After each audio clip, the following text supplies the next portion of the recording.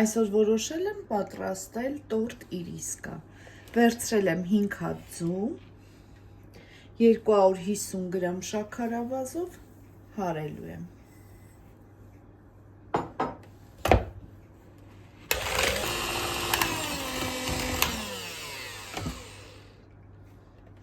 Լավ հարելուց հետո ավելացնում ենք 3 ճաշի գթալ մեղր։ Մի հատ էլի լավ կհարեմ։ Վերցնում ենք 1 թեյ գթալ սոդա, 1 ճաշի գթալ քացախ։ Ակտիվացնում ենք և ավելացնում ենք այստեղ։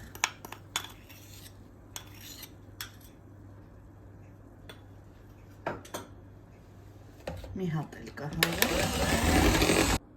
250 գրամ ալյուրի մեջ լցնում եմ 3 ճաշի գթալ կակաո և մաղի օգնությամբ ավելացնելու եմ այս զանգվածին, թույլ խմոր ենք ստանալու։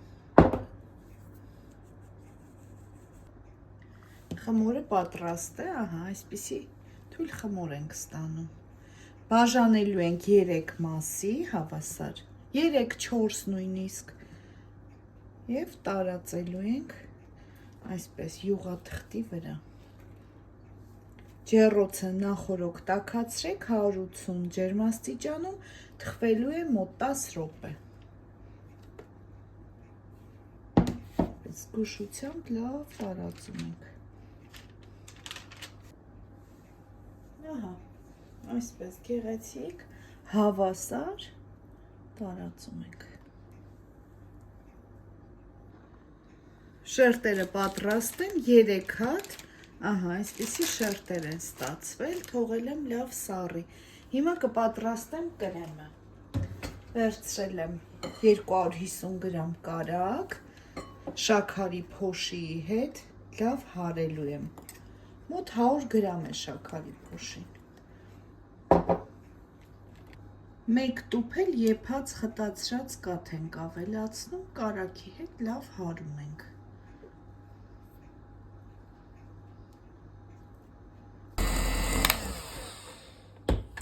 Կավելացնեմ մի փոքր վանիլին